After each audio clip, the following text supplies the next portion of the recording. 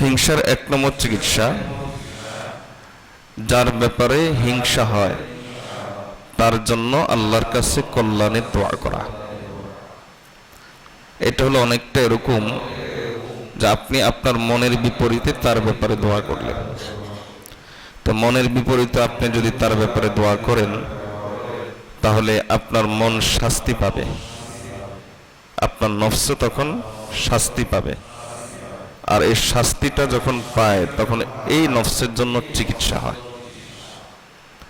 এটা দৃষ্টান্ত অনেকটা এরকম, আমাদের বড় দৃষ্টান্ত দেন যে একটা ভাঁজ করা কাগজ যদি আমরা সেটাকে সোজা করতে চাই তাহলে রাস্তা কি, সেটা হলো উল্টা আবার তাকে ভাঁজ করে দেওয়া, ভাঁজ করে দিয়ে ছেড়ে দিলে এটা সোজা হয়ে যাবে। তো অন্তর আমাদের বাঁকা হয়ে গেছে হিংসার কারণে। এখন এটা সোজা করার রাস্তা কি? সোজা করার রাস্তা হলো মনের বিপরীতে যার জন্য হিংসা হয় তার জন্য আল্লাহর কাছে কল্যাণের দোয়া করা। এটা হলো একটা চিকিৎসা। হিংসার আরেকটা চিকিৎসা হলো রাসূলুল্লাহ সাল্লাল্লাহু আলাইহি ওয়াসাল্লাম হাদিসের মধ্যে বলেন যে উনজুরু ইলা মান আসফালা মিনকুম ওয়া লা তানজুরু ইলা মান হুয়া ফাওকাকুম। সব সময় তুমি তোমার চাইতে নিচে, যে নিচের, যার কাছে তোমার চাইতে নেয়ামত কম তার দিকে তাকাবা। তোমার থেকে নেয়ামত যার কাছে বেশি তার দিকে তাকাবা না। এটা হলো দুনিয়ার ক্ষেত্রে। যেমন আপনার কাছে ধরেন 200 টাকা আছে, তাহলে আপনি তাকাবেন ওই ব্যক্তির দিকে যে ব্যক্তি রাস্তার ফকির। এখন আপনি যদি তাকান যে যার কাছে 500 টাকা আছে তাহলে আপনার মনে হিংসা আসবে যে আমার ওই 500 টাকা দরকার। আপনার কাছে বাড়ি আছে, তাহলে আপনি তাকাবেন যার কাছে বাড়ি নাই তার দিকে। তাহলে এতে হবে কি, আপনার অন্তরে আল্লাহ তাআলার শুকর আসবে, আল্লাহ তাআলা আমাকে অনেক দিয়েছেন। আর যদি আপনি আপনার চাইতে বড়, যার কাছে নেয়ামত বেশি, তার দিকে যদি তাকান তাহলে আপনার মনে হিংসা আসবে যে এই নেয়ামতটা তার কাছে আছে, আমার কাছে তো নাই। হযরত আব্দুল্লাহ ইবনে মুবারক রাহমাতুল্লাহ আলাইহি জগৎ বিখ্যাত মুহাদ্দিস ছিলেন এবং অনেক ধনী ছিলেন। উনি অনেক বড় ব্যবসায়ী ছিলেন এবং বেশ ধনী ছিলেন, আবার ওই যুগের সবচেয়ে বড় আলেমও ছিলেন। তো আল্লাহ তাআলা সব নেয়ামত ধরতে গেলে উনাকে দিয়ে দিয়েছেন। তা আব্দুল্লাহ ইবনে মুবারক রাহমাতুল্লাহ আলাইহি বলেন যে আমি একটা সময় পর্যন্ত মনে কোনো প্রকার শান্তি পেতাম না। কেন শান্তি পেতাম না? যখন আমি আমার চাইতে বড় তাদের দিকে তাকাতাম তখন আমার কাছে মনে হইতো আমার কাছে নাই। তো আমার চাইতে ধনী যারা, তাদের মজলিসে যখন তাদের সঙ্গে যখন বসতাম, তাদের পার্টিতে যখন যেতাম, যোগ দিতাম, তখন আমার কাছে মনে হতো তার কাছে তো এই আছে, সেই আছে, ওই আছে, আমার কাছে তো নাই, আমার কাছে তো এগুলা নাই। এই যে এখনকার একটা ধারণা হলো যে ব্র্যান্ডের জিনিস পড়তে হবে, ব্র্যান্ডের জিনিস। এই যে ধারণাটা কেন আসলো যে আমার কাছে ব্র্যান্ডের আছে তো অমুকের কাছে এটা, তার চাইতে তো আরো ভালোটা আছে, কাজেই আমার এই ব্র্যান্ড চেঞ্জ করতে হবে। আইফোন এখন যদি এটা হয় তাহলে এটাকে চেঞ্জ করে ওইটা করতে হবে। এই যে একটা প্রতিযোগিতার মানসিকতা, এগুলো হিংসাকে আরো বেশি জাগিয়ে দেয়।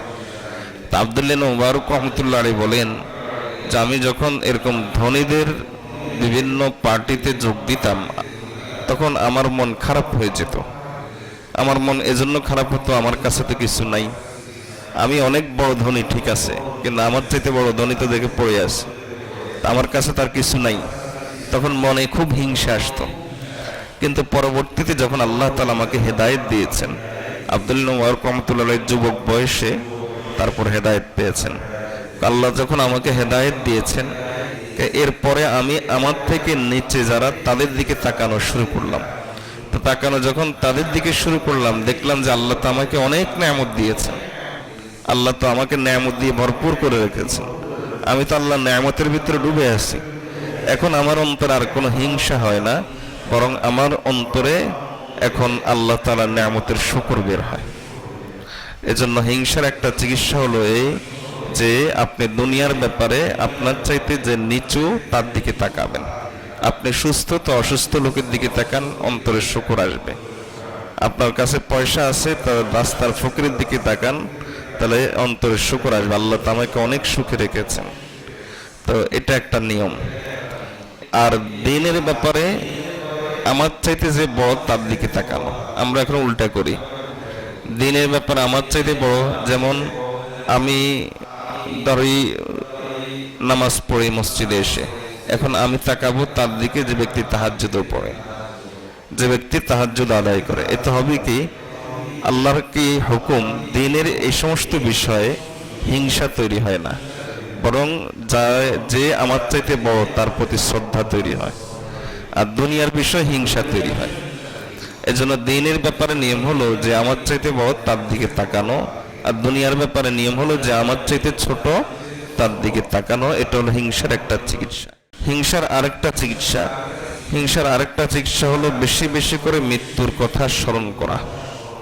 হযরত হাসান বসরি রাহমাতুল্লাহ আলাইহি বলেন, মান আকসারা যিকরাল মাউতি কাল্লা হাসাদুহু, যে ব্যক্তি বেশি বেশি করে মৃত্যুর কথা স্মরণ করবে তার হিংসা কমে যাবে।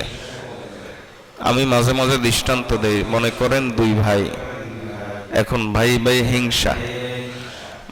আমাদের সমাজে তো হিংসাটা আপন লোকের সাথেই বেশি হয়, ভাই ভাই যায় যায়, বউ শাশুড়ি, মা মেয়ে, বাবা ছেলেও হিংসা হইতে পারে। হিংসা আপন লোকের সাথেই বেশি হয়। এখন এই ভাই ভাই মনে করেন হিংসার কারণে মামলা গেছে আদালতে, একবারে সুপ্রিম কোর্ট পর্যন্ত চলে গেছে। এখন এক রাতে এক ভাই শুয়ে চিন্তা করলো আর কয়দিন বাঁচবো। ওই ভাইয়ের আচরণ আর যে ভাইয়ের অন্তরে এই চিন্তা আসে নাই, ওই ভাইয়ের আচরণ কি সমান হবে? না, ব্যবধান হয়ে যাবে। তাহলে বোঝা গেল যে মৃত্যুর চিন্তা এটা এমন এক চিন্তা হিংসাকে কমিয়ে দেয়। এজন্য হযরত ওমর রাদিয়াল্লাহু তাআলা একটা বুলি ছিল, এই ইলা মাতা, এটা ওমর রাদিয়াল্লাহু তাআলার বুলি। আমরা যেমন মাঝে মাঝে বিভিন্ন শব্দ বলি, এক একজনের এক এক কথা বেশি বের হয়। তো ওমর রাদিয়াল্লাহু তাআলা মাঝে মাঝে বলতেন ইলা মাতা, আর কয়দিন বাঁচবো। তা আমরাও এই চিন্তা করতে পারি যে আর কয়দিন বাঁচবো, মাঝে মাঝে এই চিন্তা করব আর কয়দিন বাঁচবো। ওমর রাদিয়াল্লাহু তাআলা আমরা জানি যে ওনার একটা গোলাম ছিল, এই গোলামের দায়িত্ব একটাই ছিল, সেটা হলো ওনাকে মাঝে মাঝে স্মরণ করিয়ে দিবেন যে আপনাকে একদিন মরতে হবে। তো একদিন তিনি আয়নার সামনে দাঁড়ালেন, দাঁড়ানোর পরে তিনি দেখলেন যে কিছু দাড়ি পেকে গেছে। ওমর রাদিয়াল্লাহু তাআলা তখন ওই গোলামকে ডেকে আজাদ করে দিলেন। তো গোলাম জিজ্ঞেস করলো যে আমিরুল মুমিনিন, আমাকে কেন আজাদ করে দিচ্ছেন? তোমার কাজ ছিল আমার মৃত্যুর কথা স্মরণ করিয়ে দেওয়া, এখন আমার এই সাদা দাঁড়িয়ে আমাকে মৃত্যুর কথা স্মরণ করিয়ে দিবে, তোমার কাজ আমার এই দাড়ি করে দিচ্ছে, এই জন্য তোমাকে আজাদ করে দিলাম। তো মৃত্যুর কথা স্মরণ করার এরকম বিভিন্ন কৌশল অবলম্বন করা। নকশবন্দি সিলসিলা একটা নিয়ম আছে যে সাদা পাঞ্জাবি, সাদা কাপড় পরা। কেন এটা? যে যেন মৃত্যুর কথা স্মরণ হয়, মৃত্যুর কথা স্মরণ হয়, যে আমার কাফনের কাপড় কথা স্মরণ হয়, এই জন্য সাদা জিনিস পরা। রাসূলুল্লাহ সাল্লাল্লাহু আলাইহি ওয়াসাল্লাম সাদা জিনিস পছন্দ করতেন, কেন? যেন মৃত্যুর কথা স্মরণ হয়। তো মৃত্যুর কথা স্মরণ হয় এরকম বিভিন্ন কৌশল আপনি আপনার মতো করে অবলম্বন করতে পারেন, এতে হিংসা কমবে। হিংসার একটা চিকিৎসা। হিংসার আরেকটা চিকিৎসা হলো নিজের জন্য দোয়া করা, হে আল্লাহ আপনি আমাকে হিংসা থেকে হেফাজত করেন, এ দোয়া করা। কেন এই দোয়া করবেন? কারণ হিংসার আগুনে হিংসুক আসলে নিজেই জ্বলে। আপনি যার ব্যাপারে হিংসা করছেন, দুনিয়ার নিয়ম অনুযায়ী সে তো আপনার শত্রু, এজন্যই তো আপনি তার ব্যাপারে হিংসা করলেন। কিন্তু তার মধ্যে যে নেয়ামতটা আছে, আপনার হিংসা করার কারণে ওই নেয়ামতটা তো আপনি নিয়ে আসতে পারবেন না। তা নিয়ে আসতে না পারলে কষ্টটা পাচ্ছে কে? কষ্টটা পাচ্ছেন আপনি নিজে। তাহলে এতে ফায়দা কি হলো? আপনার শত্রু যদি জানে যে আপনি কষ্ট পাচ্ছেন, তাহলে সে তো আরো খুশি হবে, আপনি তো আপনার শত্রুকে আরো খুশি করলেন। তো হিংসুক হিংসার আগুনে নিজেই জ্বলতে থাকে। এজন্য হিংসার এই পরিণতি কথা চিন্তা করে নিজের জন্য দোয়া করা, হে আল্লাহ আপনি আমাকে হিংসা থেকে হেফাজত করেন।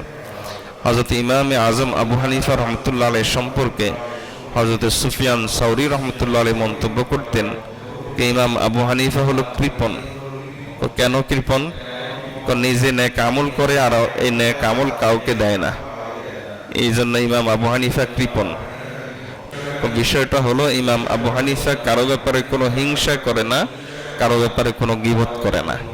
তো হিংসা করলে তখন তার নেক আমলটা যার সঙ্গে হিংসা করা হচ্ছে তার আমল নামায় চলে যায়, আর গীবত করলে যার গীবত করা হয় তার আমল নামায় চলে যায়।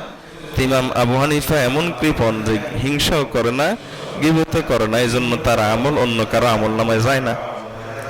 তো ইমাম সুফিয়ান সাউরি রহমতুল্লাহ আলাইহি ইমাম আবু হানিফা রহমতুল্লাহ সম্পর্কে এরকম মন্তব্য করেছেন। ইমাম আবু হানিফা রহমতুল্লাহ নিজেও বলেন যে আমি যদি কারো গীবত করি তাহলে আমি মনে করি যে আমার গীবতের সবচেয়ে বড় হকদার আমার মা বাবা। তো কেন? আমি কষ্ট করে নেক আমল করি, এখন গীবত করার কারণে যার গীবত করি তার আমল নামায় আমার নেক আমল চলে যায়, তা আমার এত কষ্টের নেক আমল আমার শত্রুর কাছে কেন যাবে, আমার মা বাবার কাছে যাক। এজন্য আমি গীবত করলে আমি আমার মা বাবার গীবত করব, আমি অন্যের গীবত কেন করব? তাহলে হিংসা এমন এক জিনিস যে আপনি হিংসা করলে আপনার আমল তার আমল নামায় চলে যাচ্ছে যার ব্যাপারে হিংসা করছেন। তা আপনি এই পরিণতি নিয়ে চিন্তা করবেন, তাহলে দেখবেন যে হিংসা থেকে বেঁচে থাকা আপনার জন্য সহজ হয়ে যাবে। হিংসার আরেকটা চিকিৎসা হলো বেশি বেশি করে তাকদীরের উপর ঈমান আনার জন্য, ঈমান মজবুত করার জন্য বেশি করে লা হাওলা ওয়ালা কুওয়াতা ইল্লা বিল্লাহ পড়া। লা হাওলা ওয়ালা কুওয়াতা ইল্লা বিল্লাহ বেশি করে পড়লে হিংসা কমে যায়।